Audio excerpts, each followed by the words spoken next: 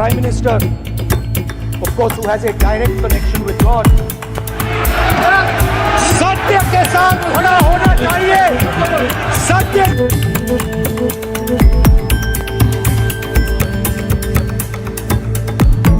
आज तक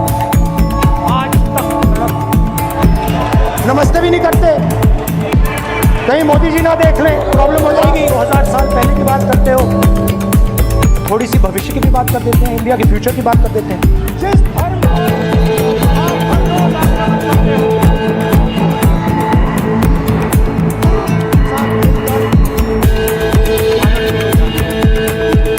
सारे के सारे ऑपोजिशन पूरा देश सर कहां तक इन लोगों ने डर फैला दिया। मैं आपको बताइए ये हुआ क्या। बीजेपी ने